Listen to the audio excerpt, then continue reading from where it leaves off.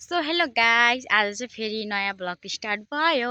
हामी चाहिँ स्कुलदेखि आएर अब गाई बाख्रा चराउन जाँदैछौँ। यो पछाडिको चाहिँ टोइलेटदेखि चाहिँ टोइलेटमा फोकस नगर्नु ला। अनि आज चाहिँ म र गाउँको बहिनी चाहिँ गाई र बाख्रा चराउन जाँदैछौँ। यहाँ छ बहिनी चाहिँ। कपडामा पनि फोकस नगर्ने, कपडा राम्रो भएर हुँदैन।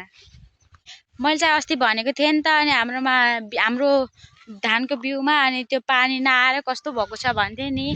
अहिले चाहिँ राम्रै भयो, त्यो पानी पाएर होला सायद अहिले त राम्रो छ। अस्तिको बिउ कस्तो थियो पुरानो भिडियोमा गएर हेर्न सक्नुहुन्छ र अहिलेको बिउ चाहिँ राम्रो भयो। तर यतातिर पनि छरेको छ नि त, तर किन उम्रिन थाहा भएन। तर यतातिर चाहिँ राम्रै भयो।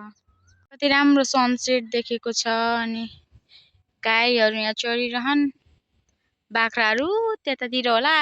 हामी चाहिँ जान्छ अब बाख्रातिर। अब हल्का भ्यूहरू त देखाउनु पर्यो नि। भ्यू छ हेर्नु न, ओ माइ गड। अनि कति राम्रो सनसेट देखिरहेको छ। त्यहाँ गएर फोटो खिच्न पाएको भए कति राम्रो हुन्थ्यो होला। ओ माइ गड, यो कुरा त म एक्सपेक्टै गर्न सक्दैन। अब गाईहरू त चरिरहन्, केही डिस्टर्ब गर्ने होइन। त्यही भएर आफूलाई पनि झ्याउ लागेको बेला भिडियो बनाउँदै पछि गाई। हजुरहरू चाहिँ मैले क्वेसन सोध्छु, अनि तपाईँहरूलाई थाहा छ भने भन्नु ल। अनि मेरो एउटा बहिनीलाई चाहिँ यति धेरै दाँत छ नि शरीरभरि। अनि त्यो दाँत चाहिँ के गरेर सन्चो हुन्छ होला कि, जति दबाई गर्दा पनि सन्चो हुँदैन। त्यति पैसा खर्च भइसक्यो, हुँदैन। अनि घरेलु केही उपायहरू छ भने पनि भनिदिनु होला है, दाँतको लागि केही छ भने। अनि दबाई गर्दा गर्दा हैरान भइसक्यो, तर केही घरेलु उपायहरू छ भने भनिदिनु होला। हामी चाहिँ त्यो ट्राई गर्नेछौँ। मेरो बहिनी चाहिँ नाच्दैछ त्यहाँ। नाच्देऊ न, नाच्देऊ, नाच न। दुइटालाई चाहिँ अब गाउँको बाख्रा हेर्न बेला हामी दुइटा भएपछि पुग्छ कि रमाइलो गर्न ल चाहिँदैन। कपाल पनि कस्तो टुक्री खाके मेरो। अब मान्छे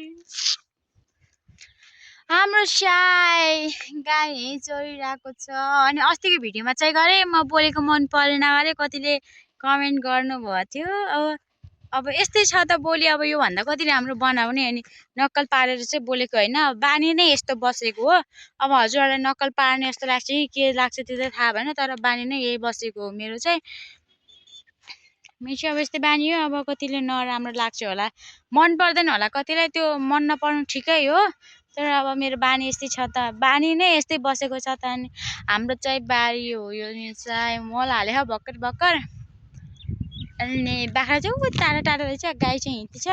अनि हामी हेर्न आएको। अहिले राति घर जान्छ। यति राम्रो सनसेट देखिरहेको छ।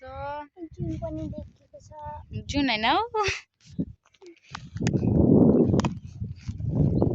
आम्बो यो चाहिँ के। अनि है गाइज, एउटा कुरा देखाउँछु ल हजुरहरूलाई। त्यो सनसेट हो भने चाहिँ कति राम्रो है सनसेट। त्यो चाहिँ सनसेट हो भने चाहिँ उता चाहिँ के हो, त्यो थोरै देखाएको छ नि माथि, त्यो चाहिँ के हो। यो चाहिँ जुम गरिदिएको, यो चाहिँ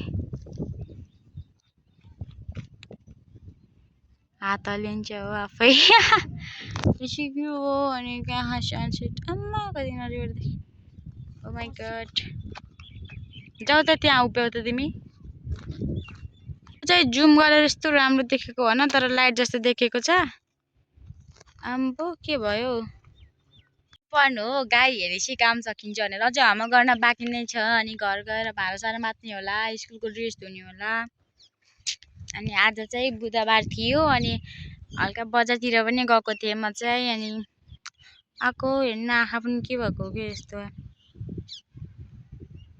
गाइस मलाई चाहिँ 3टाको औषधि चाहिएको छ, हजुरहरूलाई थाहा छैन भनिदिनुलाई। एउटा चाहिँ गोरु हुने सबैभन्दा अगाडि चाहिँ, अनि त्यसपछि चाहिँ दाँतको, अनि त्यसपछि चाहिँ अनि फेरि अर्को नै गोरु हुने। अनि यति 3टाको औषधि थाहा भने हजुरले भनिदिनु होला है मलाई। कति उपायहरू अप्नाइसकेँ, अनि त्यही पनि हुँदैन।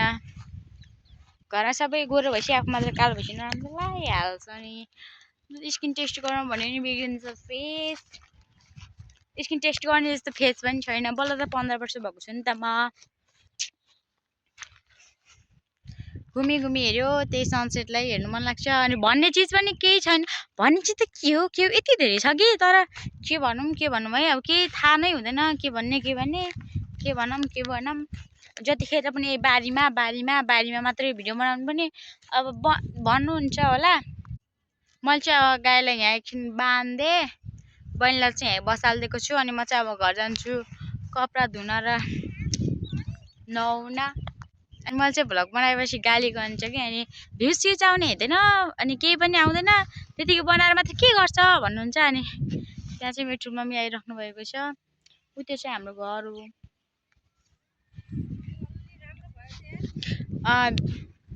वाउ आँखा लाग्ला फेरि बत्ती नै छैन।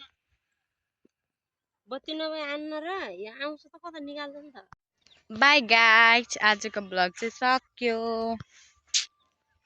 अनि यो चाहिँ के हुन्छ सोच्नु होला, यो चाहिँ होमवर्क लेखेको कि पार्न सकिन्छ अरे त होइन, तर सजिलै हुन्छ नि, त्यही भएर यहाँ लेखेको के आउँछ भनेर। अब चाहिँ म घर गएर कपडा धुन्छु, भाँडा माझ्छु, त्यसपछि होमवर्क गर्छु ल। मस्तो हुनु पर्यो नि त केटी भनेपछि, मस्तो मस्तो हुनु पर्यो नि त, मस्त अलवेज मस्तो। होमवर्क गर्नु पर्यो नि त।